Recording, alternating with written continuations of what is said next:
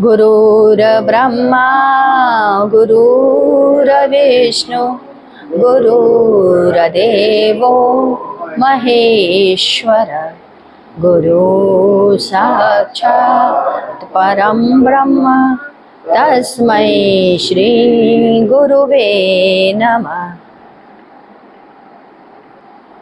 ताऊ जी के गए, गुरुदेव के गए, महीना भी पूरा हुआ।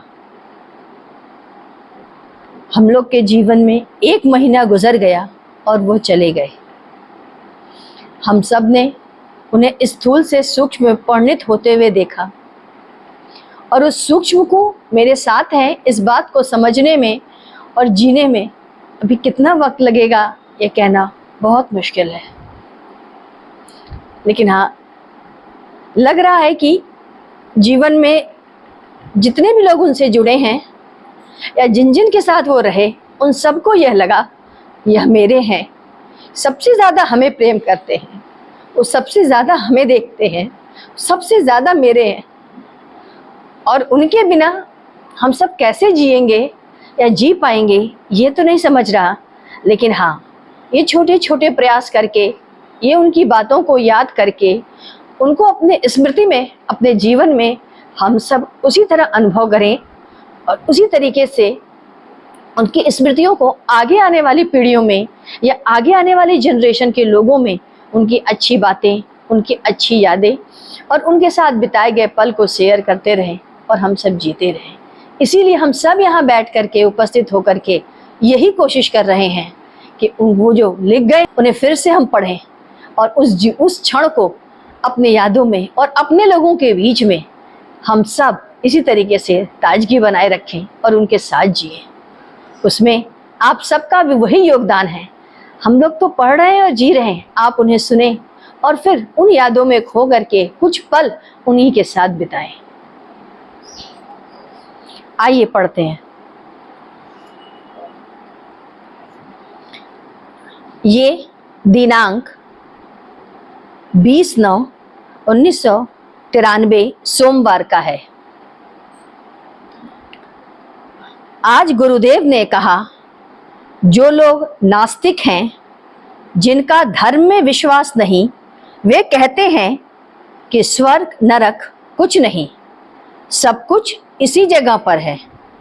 ऐसा कहकर दूसरे के मन में भगवत सत्ता के प्रति, अपने धर्म के प्रति अश्रद्धा पैदा करते हैं। उन्हें समझाते हैं कि आराम से रहो, मौज करो। वे नहीं चाहते कि संसार के भोग विलास में जो जीवन गुजर रहा है उसमें बाधा पड़े।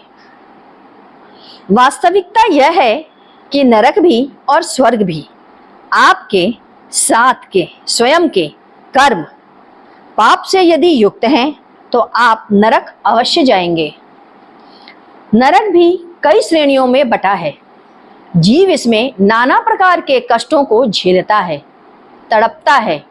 कई बार सुनसान स्थान पे पड़ा है तो कहीं दावाग्नि में यह जीव जल रहा है, कहीं मलमूत्र और बलगम में डूबा और उतराता रहता है, तो कहीं सांप बिच्छुओं का डंक उसके शरीर को छलनी कर रहा है। गुरुदेव कहते हैं कि हम आपको भय से नहीं बता रहे, बल्कि जो सच्ची बातें हैं हम आपको बताते जा रहे हैं। कभी कभी आप कुछ विचित्र घटनाएं सुनते होंगे। अमुक व्यक्ति मर गया था, परंतु लाश उठाते उठाते वो पुनः जीवित हो उठा। उसने कुछ ऐसी बातें बताई जो उसने उनके बीच, मरने और जीवित हो उठने के बीच में उसने देखी। वे सब नरक की यातनाओं से मिलती हैं।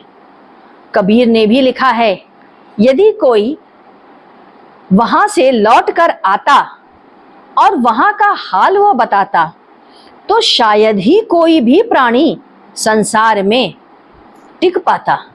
वो संसार में नहीं रहना चाहता, कोई पाप कर्म में लिप्त नहीं हो पाता। आपने चींटा देखा होगा, कई तरह के चींटे हो, छोटे, बड़े, लाल, कुछ माटा चीठा, कुछ चींटे आम के पेड़ पर, कुछ मलमूत्र वाले स्थान पर, कुछ मिठाई की दुकान पर। ऊपर की सत्ता का न्याय बड़ा ही सूक्ष्म होता है। जिसका जिस तरह का कर्म होता है उसी तरह के भोग का वो सृजन करता है। अब मंगलवार का 21/9/93 मंगलवार। सायंकाल को भगवत चर्चा में गुरुदेव ने कहा, जब हम शब्द ब्रह्म में प्रवेश करते हैं तो वहां से वापस नहीं आना होता। शब्द ब्रह्म क्या है? यह एक स्थिति है जो स्थूल, सूक्ष्म और कारण से परे है। हम जब कर्मयोग की चर्चा करते हैं तो उसमें ज्ञान और उपासना आती है। कर्मयोग में कृतज्ञ भाव नष्ट हो जाता है। ज्ञान में मैं नहीं, तू नहीं, माने नेति और नेति कहते हैं। उपासना में ध्यान और धारणा आती है। धर्म के 3 उद्देश्य हैं: सुख, ज्ञान व जीवन की गति। सुख जो है वो सापेक्ष भाव है और ज्ञान अन्य रसों से मिलता है। पाठशाला जाने वाली सभी ज्ञानी नहीं हो जाते। ज्ञान बाहर से नहीं आता, यह तो अंदर की वस्तु है, अंदर ही पैदा होती है। बच्चा जब जन्म लेता है तो वह प्रत्येक वस्तुओं में खोज की निगाह रखता है। एक एक वस्तुओं को वह देखता है। धीरे धीरे ज्ञान की प्राप्ति उसे होती चली जाती है। शरीर का ज्ञान प्रमाण, अनुभव और शब्द से होता है। प्रमाण यह इंद्रियजत है, ज्ञानेंद्रियों के द्वारा इसकी जानकारी होती है। अनुभव घटनाओं द्वारा, दृश्यों द्वारा और शब्द संत के कहे वचनों से। यह समझ जाना और उसको समझा देना। सच्चिदानंद आत्मा ही सत, चित्त और आनंद है। सत जीवन है, चित्त बुद्धि है और आनंद सुख है। हम इन तीनों से बने हैं। जीवन ही स्वयं ज्ञान है। यदि ज्ञान न हो तो जीवन का भान कैसे होगा? इसी भान को बोध में आनंद व सुख है। आत्मा की धार की शक्ति हमेशा प्रवाहित होती रहती है।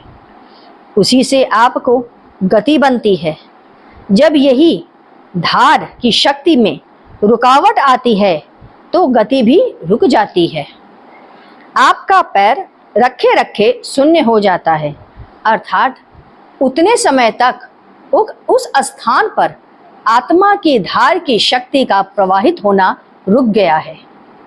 भोजन के बिना हम जीवित नहीं रह सकते, ऐसी बात नहीं है। भोजन में शक्ति नहीं। यदि भोजन में ही शक्ति होती तो वर्षों तक समाधि में रहने वाले लोग भोजन के बिना जीवित नहीं रह सकते थे। वास्तव में आत्मा के धार की शक्ति हमेशा बहती रहती है। उसी से शरीर को शक्ति प्राप्त होती रहती है। आत्मा तीनों से परे है। वह मेरा निज स्वरूप है। निज स्वरूप तो मालिक का है। तो मालिक कहाँ है? मालिक प्रभु परम सत्ता हमसे अलग नहीं है, वह भीतर ही है। जब ज्ञान की पिपासा बढ़ती है तो उसे खोजते हैं। आत्मबोध होने पर सब कुछ जान सकते हैं। मैत्रेय ऋषि ने अपनी पत्नी से कहा, आत्मा के कारण ही पति का सुख है, उसी के कारण पत्नी का सुख है। पति व पत्नी में आत्मा का निवास होने के कारण ही सुख है। आज यहीं पे विश्राम करते हैं। अब आगे का कल पढ़ेंगे।